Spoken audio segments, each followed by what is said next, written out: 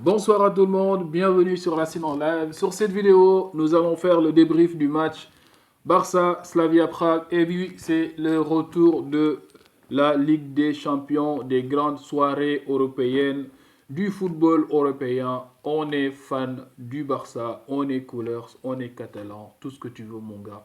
Donc on est de retour, on reprend les vieilles habitudes, c'est la fin de la CAN.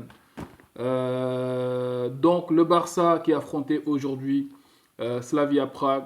Donc le Barça qui a débuté très mal sa campagne de Ligue des Champions cette année. Le Barça qui devait absolument gagner aujourd'hui pour espérer se qualifier au second tour sans passer par les barrages. Comme on le sait, donc le Barça a très mal commencé cette campagne de Ligue des Champions cette année. En Ligue des Champions, c'est comme si on nous a jeté en sort. Hein. Je ne sais pas qu'est-ce qui se passe. Mais les matchs qu'on fait en Ligue des Champions cette saison, c'est compliqué. C'est très très compliqué.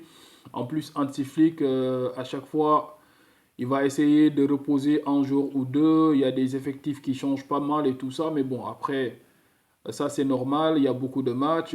Voilà, s'il peut reposer des joueurs, si on a des équipes comme Slavia Prague, il va pas s'en priver. Mais des fois, ça complique un peu plus les choses.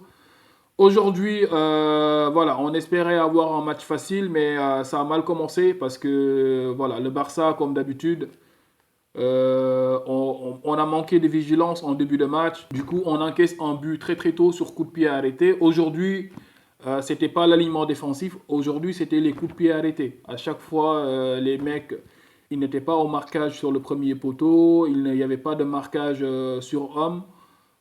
Du coup, ils nous ont fait mal sur les coups de pied arrêtés. Aujourd'hui, on encaisse très rapidement. On n'est pas vigilant. Il y a une déviation sur un corner, premier poteau. Derrière, le mec, comment il s'appelle? Vassil Kusic qui reprend.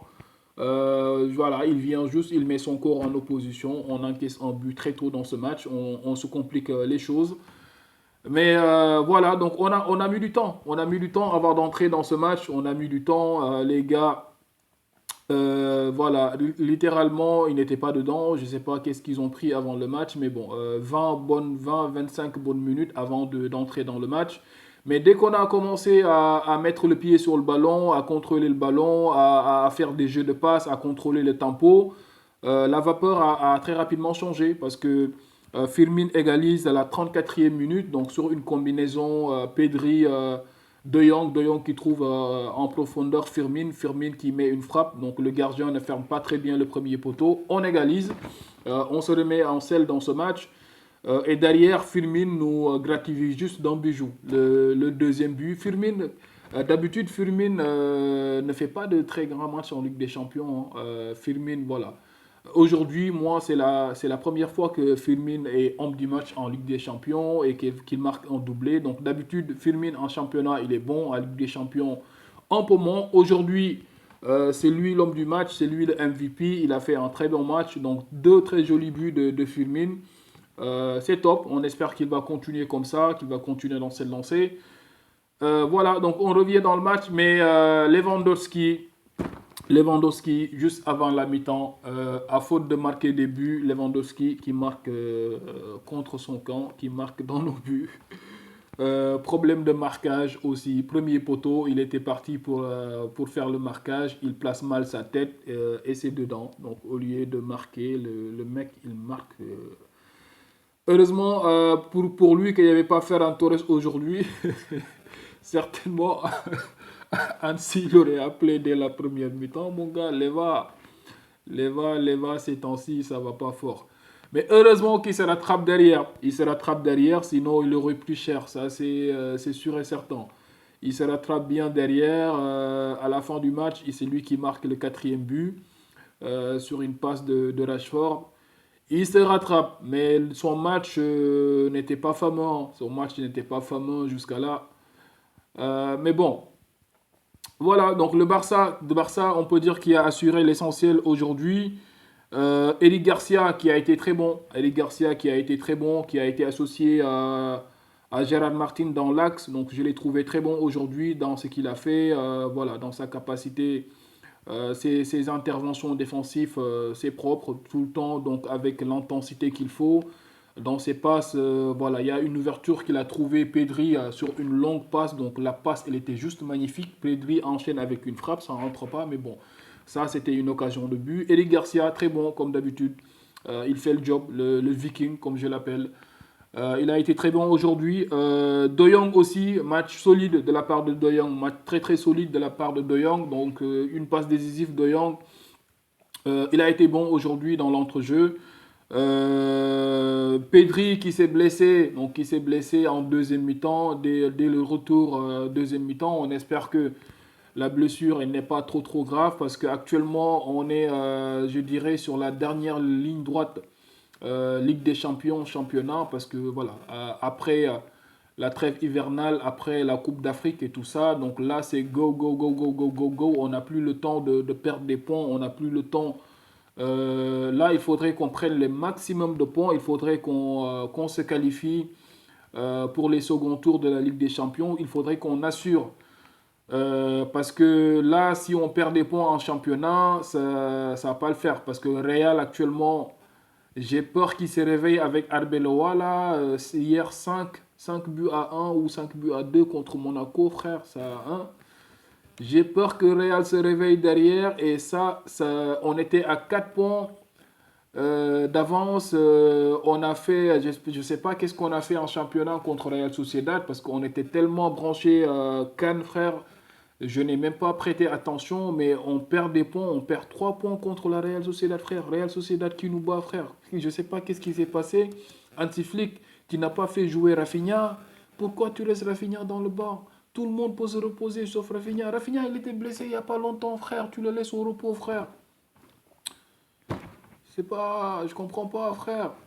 Le moteur, c'est Rafinha. C'est lui c'est lui l'âme, c'est lui le dynamiteur, mon gars. C'est lui qui déclenche. Tant quand il est là, on gagne. Tu mets pas Rafinha, on nous tape. Moi, j'ai même pas regardé les matchs tellement on était sur la canne, tellement il y avait la folie et la zizanie derrière. En tout cas, ça fait mal, ça fait mal. Le Real qui se rapproche, on est qu'à un point. Donc là, ce qui veut dire qu'on n'a plus le droit à l'erreur. Et comme j'ai dit, donc la blessure de Pedri actuellement, ça n'aide pas beaucoup parce que là actuellement, voilà, donc il faudrait mettre les bouchées doubles. Il faudrait vraiment mettre les bouchées doubles parce que les erreurs se payent cash actuellement. Donc voilà, on espère que la blessure de Pedri n'est pas trop grave et qu'on va le récupérer très rapidement. Yamal a été laissé au repos aujourd'hui. Ferran Torres, apparemment, il est blessé. Je n'étais pas au courant, mais bon, apparemment il est blessé, mais bon, peut-être c'est pas une blessure très très très grave parce que j'ai vu qu'il va revenir à partir de demain, il va reprendre les entraînements, donc du coup tout va bien de ce côté-là. Alors, donc Olmo et Marcus Rashford qui font une très belle entrée dans ce match. Rashford qui entre, qui met une passe décisive pour comment dire, Lewandowski qui marque derrière, qui sauve son match, et Olmo qui nous met juste un but magnifique comme il a le secret. Donc entrée surface, il met son petit crochet pour s'amener le ballon pied droit et il enroule petit filet. Le gardien ne peut rien faire. Il nous avait mis un de ces buts-là récemment, il n'y a pas longtemps, dans un match très très compliqué. Je me souviens plus de quel match. C'était un match très compliqué, un match où Juan Garcia nous avait sorti vraiment d'une situation compliquée et Olmo nous avait mis un but presque pareil. Aujourd'hui, il a fait la même chose. Donc Olmo qui vient claquer son but. Il a fait ce qu'il fallait dès son entrée. Olmo qui participe à la victoire. Lewandowski, son match n'était pas bon aujourd'hui. J'ai pas aimé, malgré qu'il a marqué le but contre son camp. Laisse tomber. Encore. Balde ne fait que courir, frère. Balde, il ne fait que courir, frère. Balde, il ne fait que courir. Il court, il ne met pas de passe décisive, pas de centre, pas de tir, pas rien. Il est là dans le terrain à courir, frère, comme un... Laisse tomber. T'es pas une voiture, t'es pas une Ferrari, t'es pas une Maserati. Come on, bro. Fais quelque chose, mon gars. Fais quelque chose. Tu es là à courir, Balde. Come on, my man. Koundé, de son côté, voilà, pas mal, je dirais. Rien à dire, sauf si je connais que la défense aujourd'hui Je ne sais pas si c'est le problème de taille que tout le monde, voilà. Après, à la fin, peut-être certainement, c'est la raison pour laquelle Hansi Flick a fait entrer Araujo à la fin pour assurer sur les coups de pied arrêtés. Mais entre Koundé et Gérard Martin, normalement, il n'est pas de petite taille. Je ne sais pas c'est quoi sa taille, mais Gérard Martin, c'est minimum 1,80 m ou quelque chose comme ça. Mais les gars, ils n'étaient pas là au duel dans la surface. Personne ne voulait mettre la tête. Donc à chaque fois, vous laissez les gars mettre des têtes, mon gars, laisse tomber, frère.